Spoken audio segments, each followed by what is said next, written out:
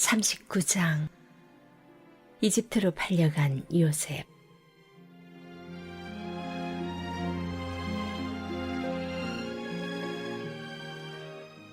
이스마엘 사람들이 요셉을 이집트로 끌고 가자 바로의 신하로 왕실 일을 도맡아 관리하고 있던 이집트 사람 보디발이 그들에게서 요셉을 샀다.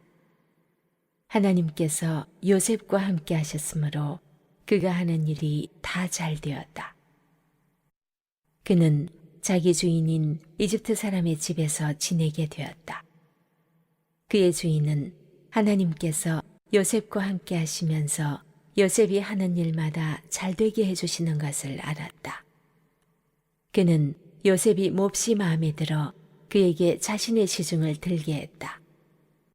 그는 자신의 개인적인 일들을 요셉에게 맡기고 모든 재산을 관리하게 했다. 그때부터 하나님께서 요셉으로 인해 그 이집트 사람의 집에 복을 주셨다. 그의 집에 있는 것이든 밭에 있는 것이든 그가 소유한 모든 것에 하나님의 복이 두루 미쳤다. 보디발은 하루 세끼 밥 먹는 일만 신경 쓰면 되었다. 요셉은 용모가 준수하고 잘생긴 남자였다. 시간이 흐르면서 주인의 아내가 요셉에게 반해 어느 날 이렇게 말했다. 나와 함께 침실로 가자. 요셉은 그렇게 하지 않았다. 그는 주인의 아내에게 말했다. 보십시오. 주인께서는 모든 소유를 제게 맡기시고 집안일에 대해서는 일절 신경 쓰지 않으십니다. 그분은 저를 동등한 사람으로 대해주셨습니다. 다만 그분께서 제게 맡기지 않으신 것이 있는데 바로 당신입니다. 당신은 주인님의 아내이기 때문입니다. 그런데 제가 어떻게 그분의 신뢰를 저버리고 하나님께 죄를 짓겠습니까? 그녀가 하루도 빠지지 않고 날마다 졸라댔지만 요셉은 뜻을 굽히지 않았다. 그녀와 같이 자기를 거절한 것이다. 그러던 어느 날 요셉이 일을 보러 집으로 들어갔는데 그날따라 집안에 종들이 아무도 없었다. 그녀가 그의 겉옷을 붙잡고 말했다. 나와 함께 침실로 가자. 요셉은 그녀의 손에 겉옷을 버려두고 집 밖으로 뛰쳐나갔다. 그녀는 그가 겉옷을 자기 손에 버려두고 뛰쳐나간 것을 알고는 종들을 불러 말했다. 이것 좀 봐라. 저 히브리 놈이 본색을 드러내서 너희 모르게 나를 유혹하려 하는구나. 저놈이 나를 욕보이려 해서 내가 크게 소리를 질렀더니 내 고함과 비명 소리를 듣고는 이렇게 겉옷을 내 손에 버려두고 밖으로 도망쳤다. 그녀는 자기 주인이 집에 돌아올 때까지 요셉의 겉옷을 가지고 있다가 그에게 같은 이야기를 들려주었다. 당신이 데려온 히브리 놈이 내 뒤를 쫓아와서 나를 희롱하려고 하지 뭐예요? 내가 소리치고 비명을 질렀더니 이렇게 자기 겉옷을 내 손에 버려두고 밖으로 도망쳤습니다. 이게 다 당신의 종이 벌인 일이에요. 요셉의 주인은 아내의 이야기에 격분했다. 그는 요셉을 붙잡아 왕의 제수들을 가두는 감옥에 쳐넣었다. 그러나 하나님께서는 그곳 감옥에서도 여전히 요셉과 함께 하셨고 요셉에게 인자를 베푸셔서 간수장과 가까운 사이가 되게 하셨다. 간수장은 요셉에게 모든 죄수를 맡겼고 요셉은 모든 일을 잘 처리했다. 간수장은 요셉에게 자유를 주고 전혀 간섭하지 않았다. 하나님께서 요셉과 함께 하시면서 그가 하는 일마다 최선의 결과를 낳게 해주셨기 때문이다. 이 문단에서는 형통한 자 요셉, 복 있는 자 요셉, 그리고 의롭게 죄수가 되는 요셉에 대해서 묵상해 보시기 바랍니다. 1절로 6절입니다. 이집트에 끌려간 요셉은 바로 신하 친위대장 보디발에게 팔립니다. 요셉은 이집트에서 종의 신분으로 지내게 됩니다. 구약성경에 서술된 최초의 이집트 노예인 셈입니다. 이것은 요셉 이야기가 장차 있게 될 이스라엘 민족의 출애굽 이야기와 밀접한 관계를 가지고 있음을 시사합니다. 여호와께서는 요셉과 함께 하십니다. 여호와의 함께 하심은 요셉이 이방 땅에 거주하기 때문에 더욱 절실합니다. 여호와의 함께 하심에 대한 언급은 우선 이삭에게 주신 약속에서 최초로 나타나지만 야곱 이야기에서 중요한 기능을 합니다. 특별히 야곱이 형 에서의 분노를 피해 고향 땅을 떠나 바단 아람으로 갈 때 베들에 나타나신 하나님은 야곱과 함께 하시며 그를 가나안 땅으로 돌아오게 하실 것이라 약속하셨습니다. 하나님 함께 하심의 결과는 요셉 개인에게만 머물러 있지 않습니다. 하나님이 요셉과 함께 하심으로 그가 거주하고 있는 보디발의 집이 복을 받습니다. 나아가 이집트 궁정과 온 땅이 복을 받습니다. 이것은 아브라함에게 약속하신 이방인에게까지 미치는 하나님의 복주심입니다. 복주심은 상태가 아닙니다. 다른 사람과의 관계에서 일어나는 역동적인 사건이죠. 하나님의 후손들이 아브라함의 복을 받는다는 것은 다른 사람들이 자신과 함께 복을 받게 하는 것을 의미합니다. 요셉은 주인 보디발에게 은혜, 헨을 얻습니다. 이 말은 은혜뿐만 아니라 매력, 호의, 동정 등 상호, 내포적인 관계를 나타내는 말입니다.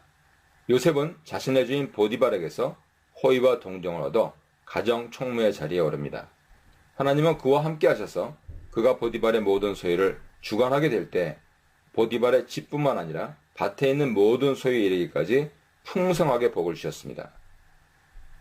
그래서 보디발은 요셉 일에 더 이상 간섭하지 않습니다.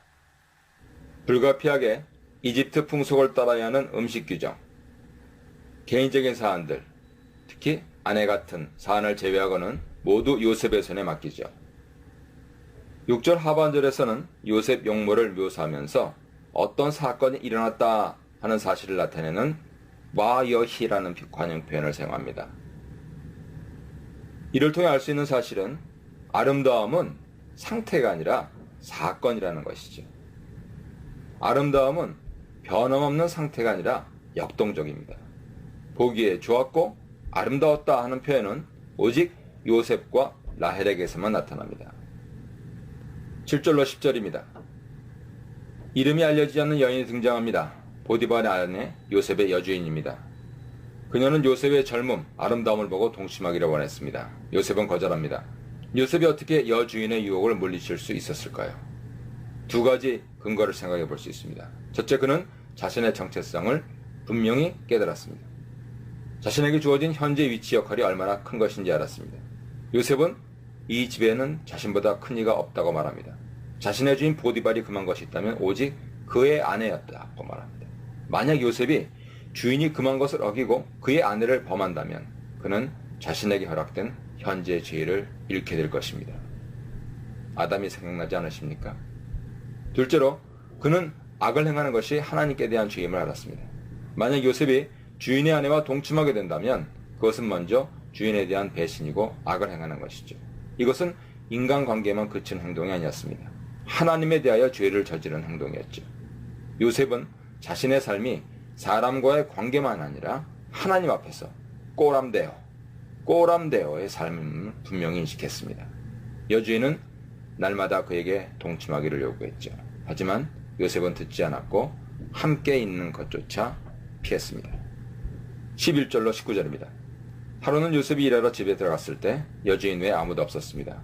그녀는 다시 요셉에게 동침하기를 요구합니다. 이번에는 요셉의 옷을 잡고 애원합니다. 요셉은 자신의 옷을 버려두고 밖으로 뛰쳐나왔습니다. 그래서 여주인의 사랑은 미움으로 변합니다. 요셉을 모험합니다. 사람들을 불러서 주인이 히브리 사람을 우리에게 데려다가 우리를 희롱하게 하는 듯도 말합니다. 여주인의 말에는 자신의 잘못을 보디발과 요셉에게 전가하려는 친밀한 의도가 들어있습니다. 자신이 이러한 수모를 당하게 된 데는 요셉을 자신의 집으로 데려온 보디발에게 책임이 있다는 것이죠. 그녀는 요셉을 히브리 사람으로 묘사합니다. 민족 감정을 일으키지. 히브리 사람이라는 요셉의 출신과 배경을 강조함으로써 감정적 대응을 하게 하는 것이죠. 여주인은 요셉의 옷을 곁에 그대로 두고 남편이 돌아오기를 기다립니다. 다시 한번 요셉의 자신을 희롱하려 했다 모함합니다. 자신의 남편에게는 요셉을 히브리 종이라고 묘사하면서 종의 신분으로서 주인인 자신을 농락하려 했다고 비난합니다. 요셉의 옷은 이때 여주인의 모함을 입증하는 증거물로 사용되지요. 보디발은 자신의 아내가 당신의 종이 내게 이같이 행하였다는 말을 듣고 격노합니다. 흥미로운 사실은 누구에게 격노했는지 분명치 않습니다. 하지만 보디발의 조치를 볼 때 그의 태도를 유추할 수는 있죠. 여주인을 범하려 했던 자를 감옥에 가두는 것은 매우 경미한 처벌이었습니다. 유사 행위에 대한 처벌로 이집트에는 사형, 추방, 코, 귀 잘라버림, 천대 태장 등 여러 형벌이 있었습니다. 이로 유추해 보건대 보디발의 경로는 요셉을 향한 것이라기보다는 품행이 방정치 못한 자신의 아내에 대한 반응이었다고 짐작할 수 있습니다. 요셉에 대한 변함없는 신뢰를 읽을 수 있죠. 이러한 모험 가운데서도 요셉은 아무 말 안 합니다. 도수장에 끌려가는 어린 양같이 입을 열지 않습니다. 베스터만은 이 요셉의 침묵을 가장 큰 울림이 있는 침묵이라고 평가하고 있습니다. 이 문단에서는 감옥 안에서도 형통하는 요셉, 감옥 안에서 인자를 베푸시는 하나님, 그리고 보디발을 통한 은혜에 대해서 묵상해 보시기 바랍니다. 20절로 23절입니다. 자신이 신임하던 종 요셉이 스캔들에 휘말리게 돼서 더 이상 자신의 일을 할 수 없게 된 데 보디발은 불만을 가졌을 수 있습니다. 요셉에 대해서 화가 난 것이 아니고 오히려 아주 경미한 조치로 왕의 죄수가 갇히는 감옥에 그를 가둡니다. 여기서 가둔다라고 번역된 히브리 말은 나탄인데요. 기본적인 의미를 살려서 번역하면 보디발은 요셉을 왕의 죄수가 갇히는 감옥에 내두었다 혹은 넣어두었다 이렇게 번역하면 좋습니다. 너무 경미한 처벌이기 때문이죠. 요셉이 감옥에 갇혀 있을 때에도 여호와께서는 그와 함께 하셨습니다. 하나님의 함께 하심은 평소 생활하던 삶의 터전을 떠날 때 절실하죠. 이방 땅에 살게 되거나 일상생활을 벗어나 제한된 공간에서 지나게 될 때 더욱 그렇습니다. 21절에 추가되어 있는 언급은 여호와께서 그에게 인자를 더하셨다는 것입니다. 헤세드죠. 친절, 사랑, 자비, 선하심, 은혜, 은총 등 번역할 수 있는 말인데요. 요셉 이야기에서는 40장 14절, 47장 29절에서 두 번 더 등장합니다. 하나님의 특별한 배려 그리고 개입을 나타내죠. 요셉이 감옥에 갇혀 있는 만큼 하나님의 관심과 도움이 강하게 작용하고 있습니다. 여호와의 더하시는 인자는 우선 간수장을 통해 나타납니다. 다시금 나타안이 사용되었습니다. 여호와께서 그의 호의를 간수장의 눈에 주셨다 이렇게 직역할 수 있는데요. 다시 말하면 여호와께서는 자신의 호의, hen을 간수장의 눈에 두시어 간수장으로 하여금 자신의 호의를 발견하게 하시고 간수장을 통해 자신의 호의가 나타나게 하신 것이다. 여호와의 함께 하심이 요셉에게 어떻게 나타나고 여호와의 개입이 얼마나 분명하게 이루어지는지 잘 드러내고 있습니다. 간수장은 자신의 일을 요셉에게 위탁하지요. 나탄이 다시 사용됩니다. 간수장은 우선 모든 죄수를 요셉에게 넘겨주었습니다. 감옥에서 일어나는 모든 일에 대한 처리를 요셉에게 맡긴 것이죠. 요셉에게 넘겨준 것이죠. 간수장은 요셉의 손안에 있는 어떤 일에 대해서도 간섭하지 않았습니다. 감옥에서 요셉은 실질적인 간수장 역할을 한 것입니다. 감옥 일이 요셉에게 맡겨진 이후 문제없이 잘 처리되었고 모두에게 유익이 되는 결과를 가져왔습니다. 요셉은 보디발의 집에서와 같이 감옥에서도 자신의 리더십을 유감없이 발휘했죠. 오직 하나님의 함께하심과 그의 더하시는 인자하심을 통해서 말입니다. 이러한 요셉 모습은 이집트 총리 역할도 문제없이 잘 감당해내리라는 기대를 갖게 합니다. 한편 보디발의 집은 어떻게 됐을까요?